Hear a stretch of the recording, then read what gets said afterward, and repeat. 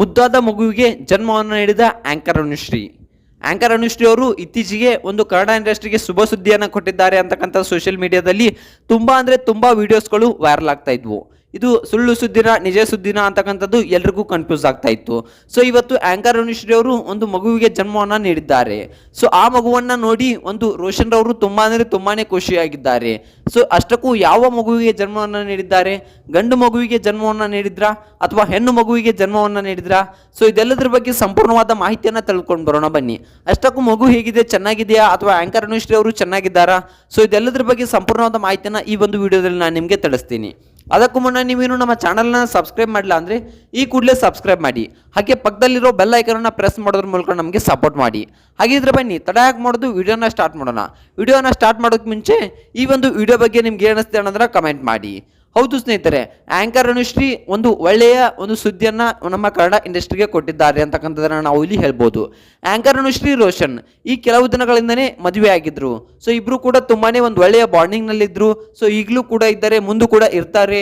So ಮೊಟ್ಟ ಮೊದಲನೇದಾಗಿ ಇವರಿಬ್ರು ಪರಿಚಯ ಆಗೋದೇ ಒಂದು ಕಾಫಿ ಒಂದು ಡೇ ಅಲ್ಲಿ ಅಂತಕ್ಕಂಥದ್ದನ್ನ ಹೇಳ್ತಾರೆ. ರಾಜ್ಬಿ ಶೆಟ್ಟಿಯಿಂದ ಇವರಿಬ್ರು ಒಂದು ಪರಿಚಯವಾದ್ರಂತೆ.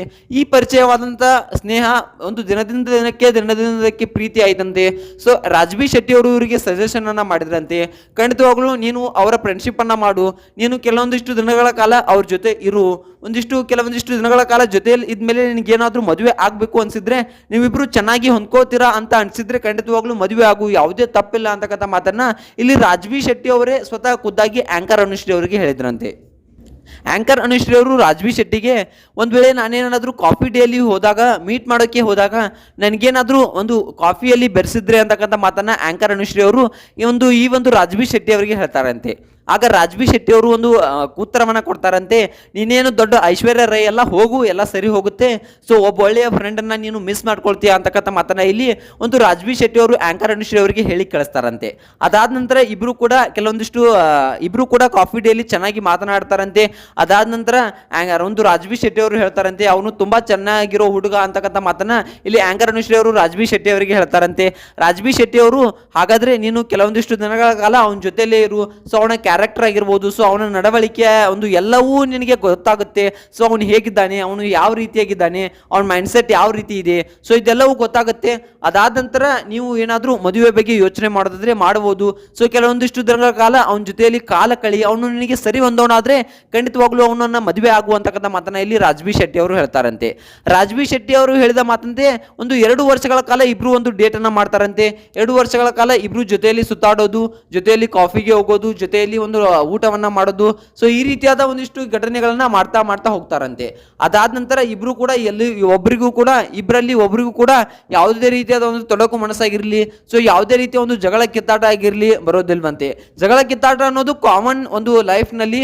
ಸೊ ಆ ರೀತಿಯಾದ ಜಗಳ ಕಿತ್ತಾಟಗಳು ಹಲವಾರು ಆಗಿವೆ ಅಂತಕ್ಕಂಥ ಮಾತನ್ನ ಇಲ್ಲಿ ಆಂಕರ್ ಅನುಶ್ರೀ ಅವರು ಹೇಳ್ತಾರೆ. ಸೊ ಅದಾದ ನಂತರ ಇಬ್ರು ಕೂಡ ಯಾವುದೇ ರೀತಿ ಸೀರಿಯಸ್ ಆಗಿ ಜಗಳವನ್ನ ಆಡಲಿಲ್ಲಂತೆ. ಜಗಳ ಆಡಿದ್ರು ಕೂಡ ಒಂದು ರೋಷನ್ ಅವರಿಗೆ ಬಂದು ಸಮಾಧಾನ ಮಾಡಿದ್ದಾರಂತೆ. ಸೊ ಎಲ್ಲ ಒಂದು ಖುಷಿ ಸುದ್ದಿಗಳನ್ನ ಹಂಚ್ಕೊಳ್ತಾರೆ. ಅದಾದ ನಂತರ ಏನಾಗುತ್ತೆಪ್ಪ ಅಂತಂದ್ರೆ ಇಬ್ರು ಕೂಡ ಖಂಡಿತವಾಗ್ಲೂ ಮದುವೆಯನ್ನ ಆಗ್ತಾರೆ. ಎಲ್ರಿಗೂ ಒಂದು ನೋಡೋ ರೀತಿಯಲ್ಲಿ ಒಂದು ಮದುವೆಯನ್ನ ಆಗ್ತಾರೆ. ಇಬ್ರು ಕೂಡ ತುಂಬಾ ಚೆನ್ನಾಗಿ ಜೀವನವನ್ನ ಸಾಗಿಸ್ತಾ ಈಗಲೂ ಕೂಡ ಹೊರಟಿದ್ದಾರೆ. ಮದುವೆ ಆದ ನಂತರ ಹಲವಾರು ಟ್ರಿಪ್ಗಳನ್ನ ಮಾಡ್ತಾರೆ, ಹನಿಮೂನ್ ಅಂತ. ಸೊ ಖಂಡಿತವಾಗ್ಲೂ ಇಬ್ರು ಕೂಡ ತುಂಬಾ ಖುಷಿಯಾಗಿ ಒಂದು ಜೀವನವನ್ನ ಕಳೀತಾ ಇರ್ತಾರೆ. ಅದಾದ ನಂತರ ಇದೀಗ ಒಂದಿಷ್ಟು ಸುದ್ದಿಗಳು ಬರ್ತಾ ಇವೆ. ಆಂಕರ್ ಅನುಶ್ರೀ ಅವರು ಗುಡ್ ನ್ಯೂಸ್ ಅನ್ನ ಕೊಟ್ಟಿದ್ದಾರೆ, ಒಂದು ಮಗುವಿಗೆ ಜನ್ಮವನ್ನ ನೀಡಿದ್ದಾರೆ ಅಂತಕ್ಕಂಥದ್ದು.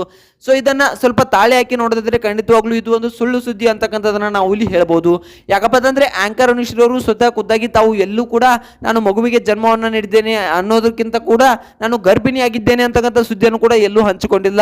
ಆಂಕರ್ ಅನುಶ್ರೀ ಅಷ್ಟೇ ಅಲ್ಲ, ರೋಷನ್ ಕೂಡ ಎಲ್ಲೂ ಕೂಡ ಹಂಚಿಕೊಂಡಿಲ್ಲ. ಸೊ ಇದು ನಿಜಾನ ಸುಳ್ಳ ಅಂತಕ್ಕಂಥದ್ದು ಎಲ್ಲರಲ್ಲಿ ಒಂದು ಮನದಲ್ಲಿ ಒಂದು ಅಚ್ಚರಿಯಾಗಿ ಒಂದು ಸಂಗತಿ ಮೂಡಿಬಿಟ್ಟಿದೆ. ಸೊ ಇದ್ರ ಬಗ್ಗೆ ನಿಮ್ಗೆ ಏನಿಸ್ತೆ ಅನ್ನೋದನ್ನ ಕಮೆಂಟ್ ಮಾಡಿ.